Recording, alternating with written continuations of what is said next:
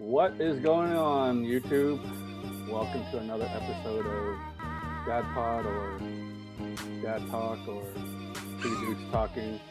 Whatever the case may be, we're back. And, I think we've discussed a lot of topics in previous videos and everything like that. And the one thing that at least me and Perry both agreed upon was to try to see, to have a discussion about just overall like a check-in, like a mental health check-in, just to see how everyone's doing.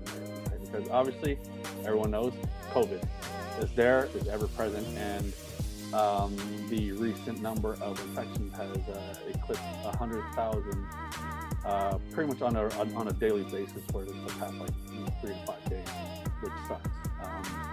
But also on top of that, with the recent news over the weekend, and obviously it's not fully confirmed yet, but I think most people are very much convinced that our new president-elect Biden is going to lead the country come his inauguration in January. So definitely a lot of emotions running high, a lot of current events that are really testing either our patience, our attitude, just our overall demeanor and everything. And I thought, you know what, Perry, how are you even doing, with everything going on?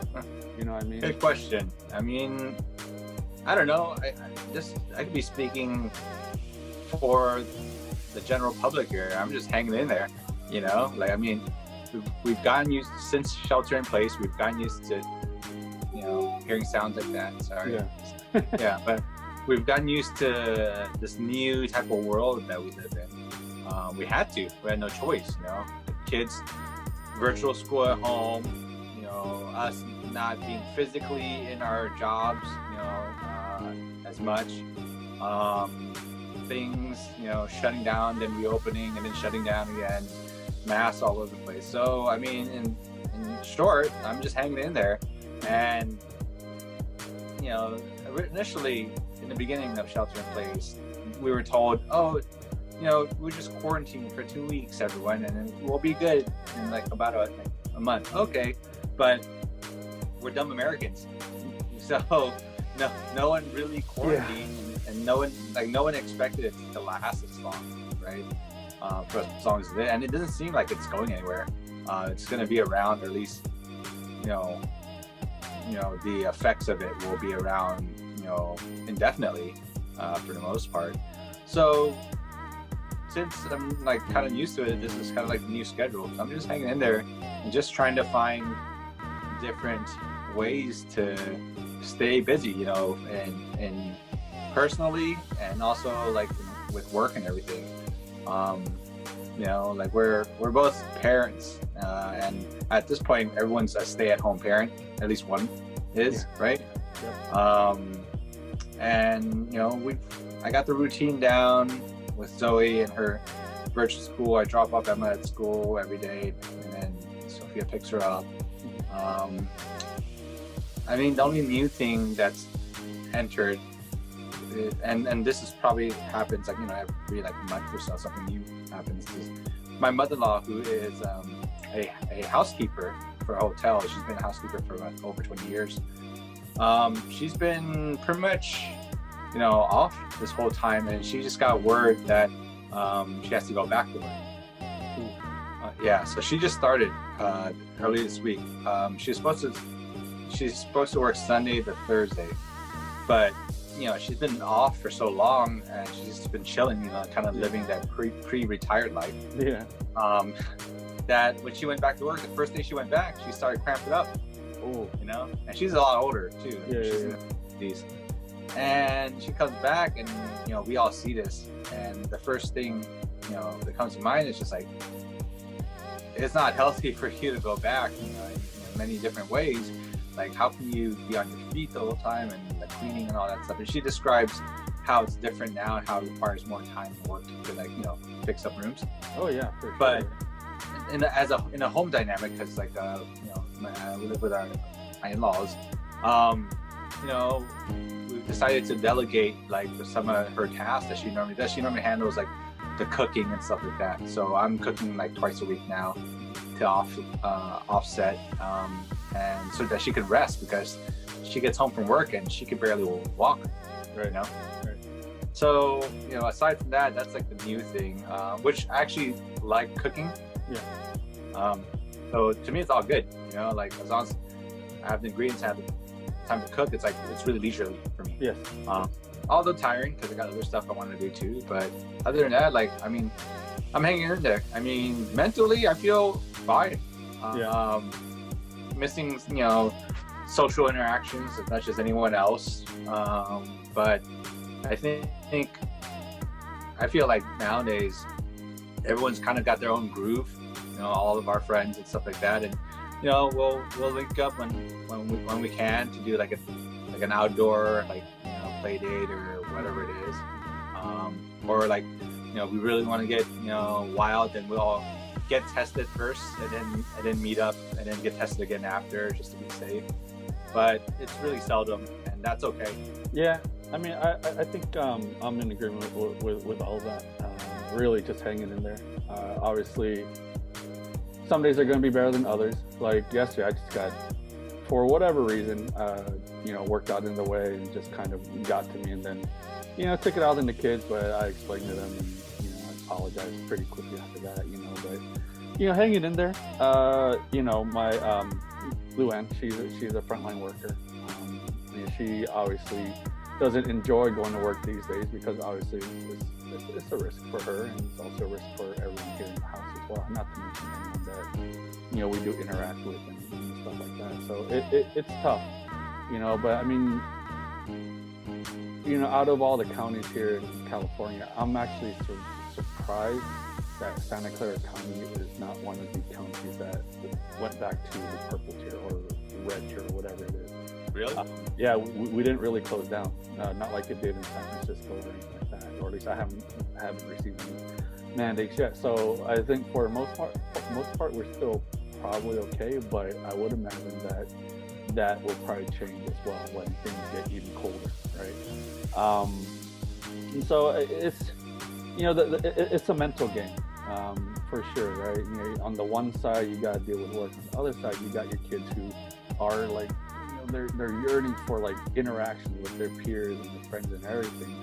Like, you don't know how many times I kind of have to keep her at bay to kind of, because she wants to have play dates. She wants to like do all those things, and like, you have to tell her that it's not safe and it's probably not a good time to go just because of everything going on. The look in her face is very crushing, right? Because you constantly, they ask the same things over and over again, and you have to kind of explain it in such a way that it's not the same thing. Like, you're not telling them the same thing over and over again. You kind of have to add a different spin so that they can see the differences and understand like where you're coming from. But the look on their faces is always very tough. There's always, it's gut wrenching, But I think by and large, it's better for everyone in the long run. Now, I really just hope that whoever is watching these videos, that they're very, I don't even know what to say, because a lot of what's been going on, obviously my opinion is my opinion, and I've been actually very disappointed in a lot of the antics, I guess you would say. And the whole thing with like irresponsible motherfuckers out there. Yeah, whatever whatever you want to call it, it's, to me, it's very disappointing, right? For such a, like, for the one of the richest country, if not the richest country, to kind of have such a mentality where, there's no unity, right? Even at the state level, there's no unity whatsoever. And I don't know, to me, it's kind of scary, because every time you see that stuff on the news, you kind of, it gets to you, right? Because it's something so simple, but yet it's so hard for groups of people to grasp. And that's something that it's going to be very difficult for me to kind of turn a blind eye and just say, no, it doesn't affect me, because it does, right? And the longer this happens and the more people continue doing this, it's like, we're going to be in this into almost perpetuity, right? Even with the vaccine, because even if the vaccine comes out, we have anti-vaxxers that don't even get the flu shot or any other immunity vaccine. And I was like, okay, is this? I don't know. I mean, that's like, no, I mean, I feel your frustration too, because like the first thing I thought of right from the beginning when the shelter in place happens, like, all right, let's let's just do a hard lockdown, like a strict as fuck lockdown for like 3 weeks, where like you can only go out to the grocery store or like to the doctor or something like that, right? Right. And then, Necessity thing. yeah, like, and then anyone out like during that time will get like huge ass fine or something like that. I've been wanting this because like, dude, now we've been lingering in this like weird limbo, right? Excuse me, from beginning of March or middle of March to now, when we just would have been hard and locked down for like a month, then it would have just been a month, you know? Yeah. Right? So I don't know, it's disappointing. Yeah. Extremely disappointing. Like, it's just like someone dangling like a carrot right in front of you. You're just chasing it this whole time. And the thing is that there's this quote unquote light at the end of the tunnel that just keeps on being moved further and further out. Yeah. And I think that definitely messes with your mind and your overall mentality about things, right? Because you think about it, right? On the news, and look, here's the thing, right? We as humans, we see things, we believe things, right? Whether it's credible, whether it's fake, whatever it is, you see it, you tend to take that as fact, right? Like for instance, when people are posting things on social media about, oh, I've been here. Well, we don't know when that really happened, but that gives people a false sense of confirmation that, okay, well, they're able to go here, so it must be okay. Mm-hmm. You know what I mean? And I really, people are cheap. That's what it is. Yeah, and like, I don't know. I'm usually at a lot. I'm not usually at a loss for words a lot. But ever since everything happened for this pandemic and everything, I've been at a loss for words like a lot. Like, I mean, it's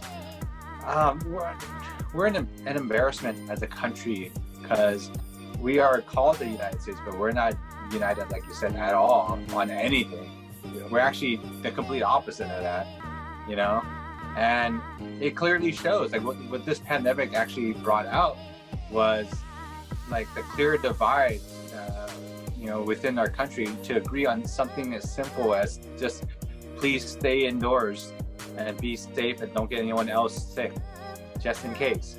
We can't even freaking agree on that. We can't agree on a solution. Well, here, look at there's literally other countries that have put procedures in place and it's been long enough where there's proven results that it works, and other countries are showing us the answer, and we're looking at that and we're like, nah, that can't happen. No, what the hell? No, we don't want to do that. I'd rather wait and see what happens so I can do anything I want, and I don't care. You guys can, like, anyone out there can argue with me on this. I'm happy to have a civil adult argument. That's just my stance on it now, and I'm frustrated because, and this is funny. I'm frustrated on two things. One, I had reservations to House of Prime Rib. For those of you who don't know what House of Prime Rib is, it's a really famous prime rib chop shop house in San Francisco, and I had reservations in the beginning of April. COVID, shelter in place happened middle of March. Canceled. Pissed. Okay. 7 months later, I got over it. Guess what? Had reservations again later this November, and San Francisco just announced that starting tomorrow, they're going to shut down indoor dining. That's what I'm pissed off about. That's what I'm pissed off about. Like I've been being good. Yeah. I've been waiting. I've been following all the rules and stuff like that. But then other people aren't. They're not following the rules, and that's why numbers are increasing in San Francisco. Yeah. And supposedly, whatever. Either way, reservations canceled again. So. Yeah, no, and that's the thing, right? Like the smallest things, like imagine like about a year back, right? We're like, oh yeah, dinner reservation, no problem, we get it, no problem. Like if it's not one day, it's another day because one day's busier or not. You actually got the reservation, and something so small, man, it gets you riled up so bad to the point where you're like, makes you want to go kind of crazy because all you want is that like nice, savory, buttery meat. normally I'd be cool with it, you know. Yeah. And it's really hard to get reservations at this place for people that don't know. You gotta like reserve it like months ahead of time and everything. And you might get like, and if you're lucky, you might even get like a shitty time slot. Yeah. But so, like, I'm normally calm throughout, I'm mellowed out, and then this happens, and my eyes start switching. Like, like, you know, like that's gonna push you off the deep end. Like what you cancel? Oh, you know, like not again. You know, I'm reliving my food nightmares. Like, I mean, and this is like blasphemy, right? It's like, well, you can always do takeout.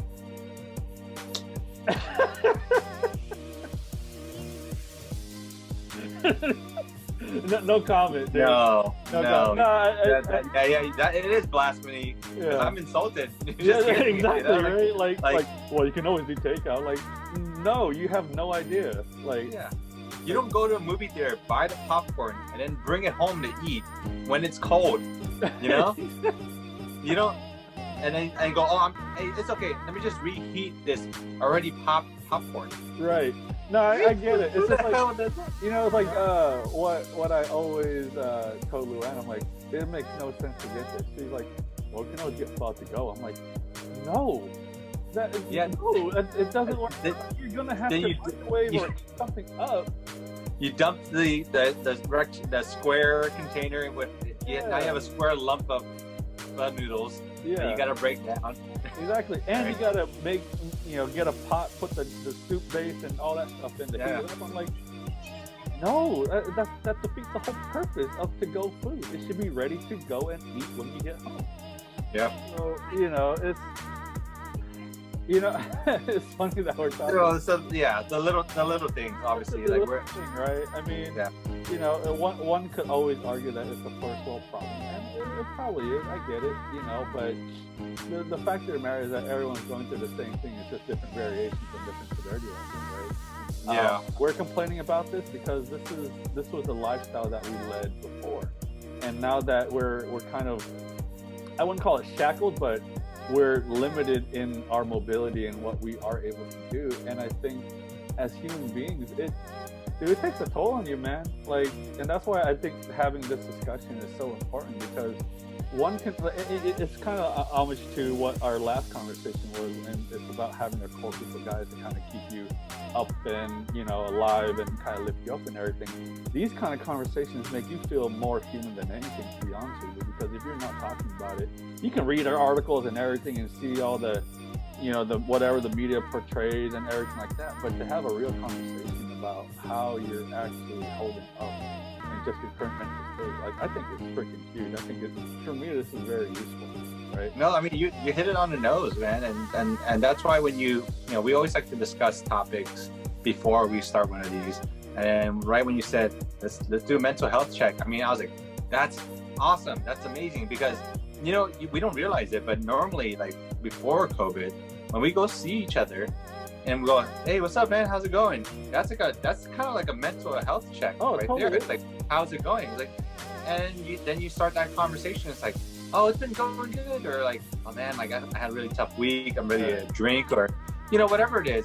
But we don't have that type of socializing anymore, or contact for anyone to be like, hey, what's up, how's it going, man? So it's really important that like for us to have this, and for anyone hopefully out there, you guys have an outlet too. I mean, we have it with our core group of guys. And to go back on what's keeping me sane is the workout routine in our core group that we have together. That's really been keeping me grounded. Like, for example, yesterday I couldn't finish my entire workout, and I felt it. There's only maybe 4 more sets left of stuff I had to do, but I got busy with having to prep food, and yesterday was Veterans Day, so both kids were at home, and then my mother-in-law was at home with an injured foot, my father-in-law was at home, and I was basically taking care of 4 people, and also trying to work, right?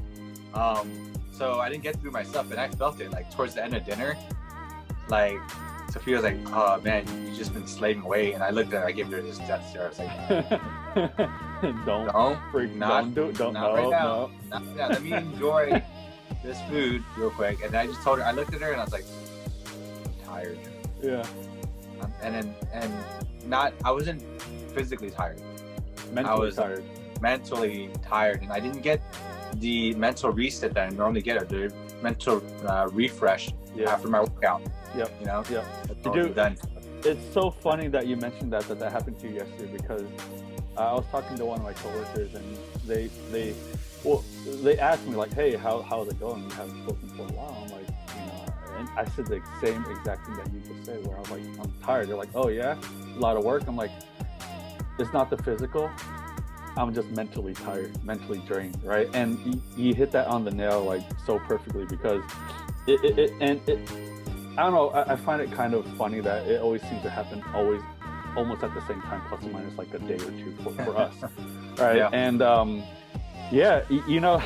the first thing that came into my mind when you mentioned and you gave that death stare to Sophia, I'm like, bro, you were a housewife for that day. Yeah. I mean, like, as stereotypical as that sounds, like, I mean, I've been basically a house dad.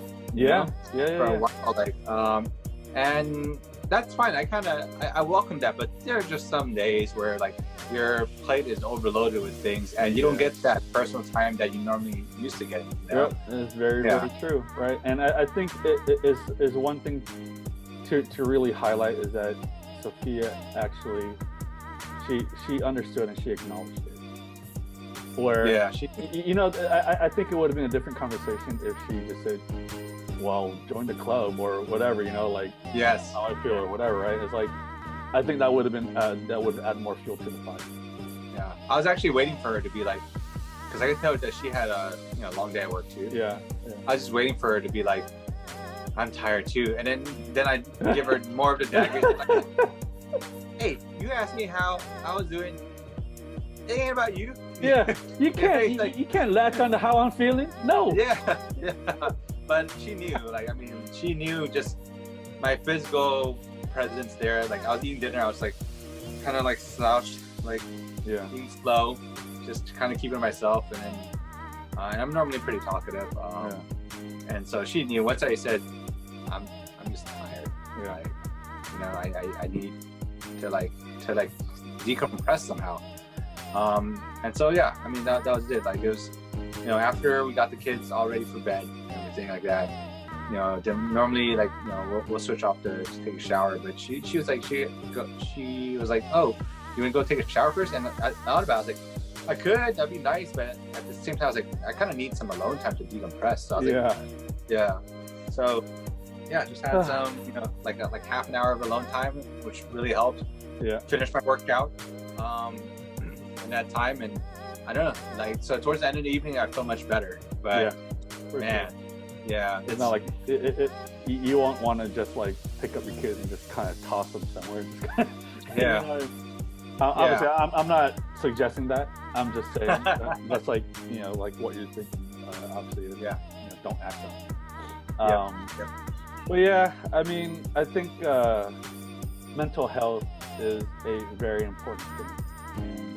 And if we're not talking about it, that means we're suppressing it. And if we're suppressing it, we're waiting for that moment in time where just the one thing will really just kick it off, and you're just gonna snap. And for those out there who are, again, dealing with something, talk to someone about it. That's the best remedy for anything. They may not understand fully exactly what you are going through, but the fact of the matter is that you are getting out there and really just laying this on someone else to kind of, so that they can understand you better, right? Because the more people understand you, the more they have these like cues of, okay, this is how I should handle this situation versus that situation, whatever.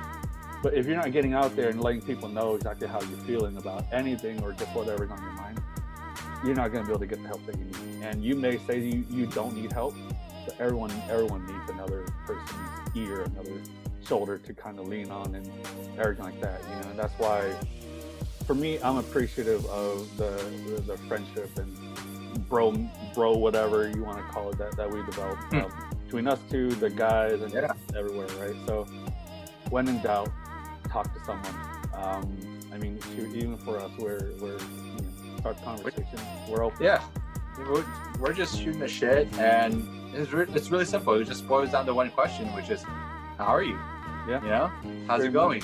much. Right. And so you haven't asked that friend that you haven't talked to in a while yet, or a family member. Just simply text them, email them, whatever, call them, and be like, hey, how's it going? Yeah. And talk to you for a while. Yeah, more so, they're gonna be like probably really appreciative that you asked, because now they have an outlet, an open forum where they'd be like, you know what, like, it's been kind of rough, or like I've been super tired, and whatever, and the feeling is mutual, like it's just really good and healthy to get out there and just exchange, your experiences and your stories, and you find, and that's a camaraderie that we're lacking right now. Yeah. So yeah, definitely thankful that we have this, that we regularly do. Probably felt, I mean, we were both busy last week, so that's why we didn't do it last week. But I mean, I felt the 2-week, build up, and I was like, dude, we need to do something this week. Yeah. So, I got to tell you something. What do you want to talk about? I don't know. I know, but we'll try, or we'll do Yeah. something, right? And I think that this works out, right? So, point being, you're never going to be alone.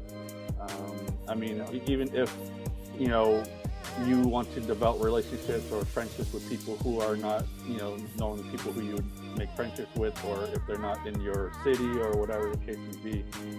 I'm putting myself out there, and I'm sure Perry is as well. Reach out. That's all it takes is one thing, right? And it's just like, think about it, right?